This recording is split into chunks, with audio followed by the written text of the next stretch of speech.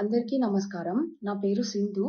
నేను ఈ వీడియో చేయడానికి రీజన్ ఏంటంటే, నిన్నటి నుంచి అందరూ నన్ను పనిగట్టుకొని చాలా మంది చాలా రకాలుగా వేధిస్తున్నారు through social media. Especially Twitter, YouTube channels, ఇంకా కాంగ్రెస్ పేజెస్‌లో నన్ను దారుణంగా వేధిస్తున్నారు. ఎందుకు వేధిస్తున్నారు అనంటే, నేను కేటీఆర్ మనిషిని, కేటీఆర్ పెయిడ్ ఆర్టిస్ట్‌ని అని మాట్లాడుతున్నారు. నేను ఏ రకంగా కేటీఆర్ మనిషిని? చెప్పండి. నేను బీఆర్ఎస్ గవర్నమెంట్ ఉన్నప్పుడు కూడా మాకు సంబంధించిన జాబ్ నోటిఫికేషన్స్ ఇంకా దానికి టీఎస్పీఎస్సీకి సంబంధించిన ఇష్యూస్ మీద మేము కంటిన్యూస్ గా ఫైట్ చేస్తూనే వచ్చినాం. గత బీఆర్ఎస్ గవర్నమెంట్ ఉన్నప్పుడు కూడా మేము ఫైట్ చేసినాం. ఇప్పుడు కూడా ఫైట్ చేసినాం. బీఆర్ఎస్ గవర్నమెంట్ ఉన్నప్పుడు మేము కాంగ్రెస్ ని అప్రోచ్ అయినాం. మరి అప్పుడు కాంగ్రెస్ ని అప్రోచ్ అయినందుకు నేను కాంగ్రెస్ కి పెయిడ్ ఆర్టిస్ట్ అయితానా? కాంగ్రెస్ వాళ్ళు నన్ను అప్పుడు కొని ఉన్నారా? అప్పుడు లేనిది ఇప్పుడు నేను బీఆర్ఎస్ కి పెయిడ్ ఆర్టిస్ట్ ని ఎట్లా అవుతాను? అవును, మేము కాంగ్రెస్ పార్టీ దగ్గర మా సమస్యల్ని పెట్టదలుచుకున్నాం. బిఫోర్ ఎలక్షన్స్ పెట్టినాం. సేమ్ టైమ్ బీఆర్ఎస్ దగ్గర కూడా పెట్టదలుచుకున్నాం. బీఆర్ఎస్ దగ్గర కూడా వెళ్ళి మేము మా ప్రాబ్లమ్స్ ఇవి, మీ వల్ల మేము పడిన బాధలు ఇవి, మాకు మీరు వస్తే చేసే సొల్యూషన్స్ ఏంటి అని అడగడం. అట్లా అడగడం ఎంతవరకు తప్పు? నేను బీయింగ్ ఎ పర్సన్ ఒక పార్టీకి సంబంధించి ఒక పార్టీని ఎంచుకోవాలా లేదా అన్నది నా choice. At the same time నేను న్యూట్రల్ గా ఉండాలనుకోవడం కూడా నా చాయిస్. ఇప్పుడు మీరు అందరూ అంటున్నారు కదా, నేను బీఆర్ఎస్ పెయిడ్ ఆర్టిస్ట్ అని చెప్పి. ఈ రోజు ఏ ఒక్కరైనా నన్ను ప్రూవ్ చేయగలుగుతారా నేను బీఆర్ఎస్ పెయిడ్ ఆర్టిస్ట్ అని? నేను ఎక్కడైనా బీఆర్ఎస్ కండువా కప్పుకొని ఉన్నానా? ఏ ఒక్క చోటనైనా నేను బీఆర్ఎస్ కి ఓట్ వేయండి అని చెప్పిన దాన్ని ఏ ఒక్కటన్నా బయట పెట్టండి. ఈ రోజు బయట పెట్టి మాట్లాడండి. బయట పెట్టకుండా ఒక ఆడబిడ్డను పట్టుకొని అడ్డగోలుగా ట్విట్టర్ లో, ఫేస్బుక్ లో, ఇన్స్టాగ్రామ్ లో ఎక్కడంటే అక్కడ ట్రోల్స్ చేస్తున్నారు. ఇది ఎంతవరకు సమంజసం అని నేను అడుగుతున్నా. ఎందుకు ట్రోల్ చేస్తున్నారు అంటే, ఇప్పుడు మేము క్వశ్చన్ చేసేది కాంగ్రెస్ గవర్నమెంట్ నిరుద్యోగులకు ఇచ్చిన హామీలనే కదా క్వశ్చన్ చేసేది. దాన్ని మేము క్వశ్చన్ చేస్తే మమ్మల్ని ఇంత టార్చర్ చేస్తారా మీరు? మీకు ఆ రైట్స్ ఎవరు ఇచ్చిండ్రు? ఒక పర్సన్ ని టార్చర్ చేయాల్సిన రైట్స్ ఎవరు ఇచ్చిండ్రు? తీన్మార్ మల్లన్న అంటాడు శంకిని అని మాట్లాడుతున్నావు. తీన్మార్ మల్లన్న ఏ రకంగా శంకినిగా కనిపిస్తున్నా నేను ఇదే సమస్యల మీద, ఇదే టీఎస్పీఎస్సీ సమస్యల మీద నేను నీ స్టూడియో కూడా వచ్చి మాట్లాడినా.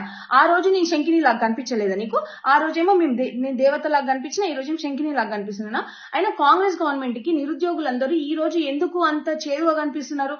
ఆ రోజు ప్రతి ఒక్క కాంగ్రెస్ మనిషి మేము ఎక్కడుంటే అక్కడికి వచ్చి మాతో మాట్లాడి ఓట్లు వేయండి, మీకు బీఆర్ఎస్ గవర్నమెంట్ కంటే ఇంకా మంచిగా చేస్తామని మాట్లాడి నమ్మబలికి మాతో ఓట్లు వేయించుకున్నారు కదా. మరి నేను కాంగ్రెస్ కి నేను కూడా పనిచేసినాను, బరాబర్ చెప్తున్నా. నేను ఏఐసీసీ వాళ్ళతో కలిసిన వాళ్ళ దగ్గర నేను మాట్లాడినా, మేము బీఆర్ఎస్ వల్ల నష్టపోయినాం, అన్ఎంప్లాయీస్ అందరం నష్టపోయినాం, మళ్ళీ మాకు అట్లాంటి నష్టం కాంగ్రెస్ గవర్నమెంట్ లో జరగకూడదు అనే విషయంలో నేను వాళ్ళ దగ్గర మాట్లాడినా.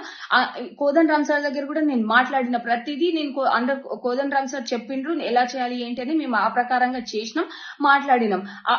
అప్పుడు ఎందుకు నేను కాంగ్రెస్ మనిషిని అవ్వలేదు? అప్పుడు ఎందుకు నన్ను కాంగ్రెస్ పెయిడ్ ఆర్టిస్ట్ అని అనలేదు? ఈ రోజు ఎందుకు నన్ను బీఆర్ఎస్ పెయిడ్ ఆర్టిస్ట్ అంటున్నారు? అవును, బీఆర్ఎస్ రూలింగ్ లో ఉన్నప్పుడు కాంగ్రెస్ అపోజిషన్ దగ్గరికి మేము వెళ్ళినాము. ఇప్పుడు కాంగ్రెస్ రూలింగ్ లో ఉన్నప్పుడు బీఆర్ఎస్ అపోజిషన్ దగ్గరికి వెళ్ళడం తప్ప? ఎట్లా తప్పు అవుతుంది? ఏ రకంగా తప్పు అవుతుందండి అది? అది మాకు ఎందుకు ఇచ్చిరు? మాకు ఆ చాయిస్ ఎందుకు ఇచ్చిరు? అపోజిషన్ దగ్గరికి వెళ్ళే చాయిస్ ఎందుకు ఇచ్చిరు? మేము మిమ్మల్ని అడిగినామా? మిమ్మల్ని మా హామీలు ఎవరు ఇచ్చిరు? కాంగ్రెస్ గవర్నమెంటే కదా హామీలు ఇచ్చింది. మరి ఆ హామీలు తీరిస్తే మేము వెళ్ళాం కదా బీఆర్ఎస్ దగ్గరికి, అపోజిషన్ దగ్గరికి మేము వెళ్ళాం కదా. ఈ రోజు తీన్మార్ మల్లన్న నువ్వు మాట్లాడుతున్నావు, నువ్వు గెలిచినావు, ఒక ఎమ్మెల్సీగా గెలిచినావు, నీకు ఎవరు ఓట్లేస్తే గెలిచినావు? చదువుకున్న గ్రాడ్యుయేట్స్ వేస్తేనే కదా నువ్వు గెలిచింది. అట్లాంటిది నువ్వు ఈ రోజు ఒక గ్రాడ్యుయేట్ ని పట్టుకొని శంకిని అని మాట్లాడడం ఎంతవరకు కరెక్ట్? నువ్వు ఏ రకంగా అంటున్నావు? నన్ను ప్రూవ్ చేయి. దమ్ముంటే నువ్వు ప్రూవ్ చేయి. పవర్ నీ దగ్గర ఉంది. కాంగ్రెస్ గవర్నమెంట్ రూలింగ్ లో ఉంది, పవర్ ఉంది, ప్రూవ్ చేయండి. నేను ఏ బీఆర్ఎస్ నాయకుడి దగ్గర పైసలు తీసుకున్నా అనేది మీరు ప్రూవ్ చేయండి. బరాబర్ నేను దేనికైనా సిద్ధంగా ఉంటా. ఈ రోజు ఏమి తెలియకుండా ఇష్టంగా ఒక ఆడబిడ్డను పట్టుకొని ట్రోల్ చేస్తే ఇంకోసారి కాంగ్రెస్ గవర్నమెంట్ ని క్వశ్చన్ చేయదని మీరు అనుకుంటున్నారా? ఇట్లా ఎంతకాలం భయపెట్టి అణచివేస్తారు నిరుద్యోగుల్ని? సరే, నేను ఒక్కదాన్నంటే వచ్చి నా కాంగ్రెస్ మీద కోపం ఉండి నేనేదో చేస్తున్నా అనుకోవచ్చు. మరి నిన్న వచ్చిన వేల మంది నిరుద్యోగులు ఎవరిని చూసి వచ్చిరు? ఎవరు రెచ్చగొడుతూ వచ్చిరు? రెచ్చగొడితే 1000 మంది వస్తారు, 2000 మంది వస్తారు, అంతే తప్ప ఇంకా ఎక్కువ రారు కదా. కానీ నిన్న ఎంతమంది వచ్చిరు మీరు కనిపించట్లేదా? మీకు ఇంటెలిజెన్స్ రిపోర్ట్ లేదా? వాళ్ళందరూ ఎందుకు వచ్చిరు? వాళ్ళ కడుపు మండే కదా వచ్చింది. ఒకరు రెచ్చగొడితే రెచ్చిపోయి రావడానికి వాళ్ళు ఏమి ఇది కాదు కదా. అందరూ ఎడ్యుకేటెడ్, వాళ్ళకి తెలుసు ఎవరు రెచ్చగొడుతున్నారు, ఎవరు రెచ్చగొట్టట్లేదని వాళ్ళకి తెలుసు కదా. సరే, కొంతమంది అంటే ఫాలోవర్స్ ఉంటారేమో, మరి మిగిలిన వాళ్ళందరి గురించి ఏం చెప్తాం? వాళ్ళకి సమాధానం చెప్పండి. ఎందుకు సమాధానం చెప్పట్లే? ఏమన్నా అంటే కొంచెం ముందుకొచ్చి క్వశ్చన్ చేస్తే కాంగ్రెస్ వాళ్ళు చేసేది మెంటల్ గా మానసికంగా ఎంత టార్చర్ చేయాలో అంత టార్చర్ చేస్తున్నారు. నేను చెప్తున్నా, మీరు ఏ రకంగా ఎంత టార్చర్ చేసినా గానీ నేను తగ్గేది లేదు. ఎందుకు తగ్గాలండి? నేనేం తప్పు చేసా? మేము మా శాంతియుత నిరసన తెలుపుకోవడం ఇట్స్ ఆర్ ఫండమెంటల్ రైట్. మీ గవర్నమెంట్ ఎందుకు వైలేట్ చేసింది మా ఫండమెంటల్ రైట్ ని? అంతమంది పోలీసులను పెట్టి ఎక్కడక్కడ ఎందుకు అరెస్ట్ చేపించింది? అంటే నిరుద్యోగులకు భయపడే కదా అరెస్ట్ చేపించింది. అంత భయం ఉన్న వాళ్ళు, మీరు అంత భయం ఉన్నప్పుడు మరి అంత ఛాన్స్ ఇవ్వద్దు నిరుద్యోగులకి. ఎందుకు ఇస్తున్నారు మీరు ఛాన్స్? రోడ్ల మీదకి రావాలని ఎందుకు ఇస్తున్నారు? ఈ రోజు మాట్లాడుతున్నారు నేను బీఆర్ఎస్ దగ్గర పోయినా చేసినా అని. నేను ఏ ఒక్క కాంగ్రెస్ నాయకుడిని కలవలేదా? చూడలేదా? నేను ఏ ఒక్క కాంగ్రెస్ నాయకుడు నేను చూపియాలా ఏ కాంగ్రెస్ నాయకులు నేను కలిసినానో? అంతేందుకు ఈ రోజు రియాజ్ అనేటోడు మాట్లాడతాడు, స్టేటస్లు పెడతాడు నా గురించి.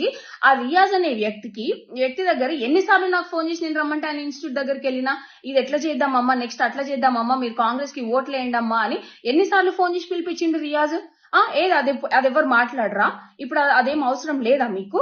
అంటే ఇప్పుడు మీకు అగెన్స్ట్ గా పోతున్నామన్న ఉద్దేశంతో మా మీద ఏదో బురద జల్లితే, బట్టగాల్చి మీదేస్తే మేము కామ్గా ఉంటామని మీరు అనుకుంటున్నారా? ఎంతవరకు కరెక్ట్? అదే మేము కూడా బట్టగాల్చి మీదే అనుకుంటే చాలా మంది మీద వేస్తామండి. మేము అట్లా పోవాలని అనుకోవట్లేదు. కేవలం మాకు గ్రూప్ 2 మా డిమాండ్స్, మా గ్రూప్ 2 and 3 పోస్టులు పెంచాలి, ఎగ్జామ్ డిసెంబర్ లో పెట్టాలనేది ఒకటి, ఇంకా గ్రూప్ 1 1:100 చేయాలనే దాని మీద చాలా మంది స్టూడెంట్స్ ఫైట్ చేస్తున్నారు.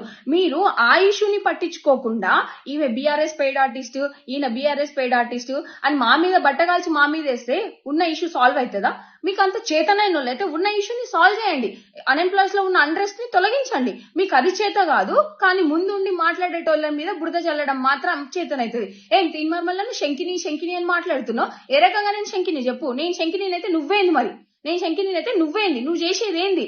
నువ్వు చేసిన ప్రామిస్ ఏంది? జీవో 46 వాళ్ళు నీ స్టూడియోకి వస్తే నేను ఆదుకుంటా తమ్మి అని మాట ఇచ్చినోడివి, ఇవాళ జీవో 46 వాళ్ళని అడ్డగోలుగా తిడుతున్నావు. నువ్వు ఘోరంగా తిడుతున్నావు. మళ్ళీ తిట్టిన నువ్వే మొన్న ఎమ్మెల్సీ ఎలక్షన్స్ ముందు ఏమంటారు ప్రచారాలలో మాట్లాడినావు కదా నువ్వు.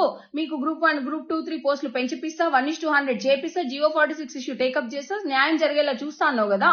మరి నువ్వెందుకు మాట్లాడినావు? అంటే నీ ఎలక్షన్స్ కి అవసరం ఉన్నప్పుడేమో వాడుకుంటావా అన్ఎంప్లాయీస్ ని, ఎలక్షన్స్ అప్పుడు అవసరం లేకుంటేనేమో శంకిని అని మాట్లాడతావా?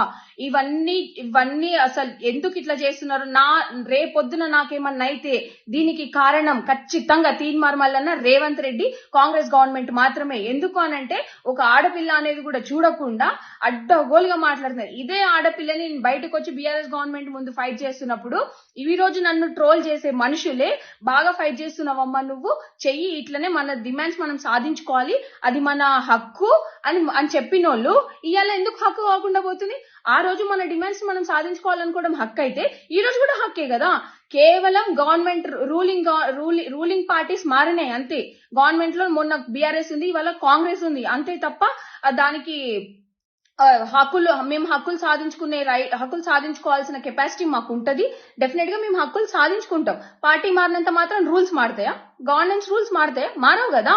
మీరు మరి అంత ఉన్నోళ్ళు మీరు ఎందుకు చర్చలకు రావట్లేదు నిరుద్యోగులతోటి? ఎంతసేపు కోవట్లను పెట్టుకొని వాళ్ళు చెప్పిందే వింటారు కానీ మరి నిరుద్యోగులతో ఎందుకు డైరెక్ట్ గా మాట్లాడట్లేదు? సరే, బీఆర్ఎస్ గవర్నమెంట్ వాళ్ళు ఎవరికి యాక్సెస్ ఇవ్వట్లేదు, ఎవరు మాట్లాడట్లేదు, ఎవరిని దగ్గర తీసి మాట్లాడట్లేదు అని మాట్లాడుతున్నారు కదా.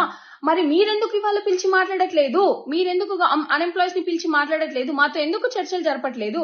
మీరే కదా అన్నది మీకు ప్రజాప్రభుత్వం అనేసి మాట్లాడారు. ప్రజాప్రభుత్వంలో మేము మీ దగ్గరకు వచ్చి అడుగుతాము, మిమ్మల్ని మీతో చర్చలు చేస్తామన్నారు. ఎక్కడ పోయినాయి చర్చలు? ఈ రోజు చర్చలు పక్కన పెడితే మనుషుల్ని పర్సనల్ గా అటాక్లు చేపిస్తారా మీరు? మా స్టూడెంట్స్ లోనే కొంతమందిని కొనేసుకొని వాళ్ళతోటి పర్సనల్ లెవెల్ అటాకింగ్స్ చేపిస్తున్నారు.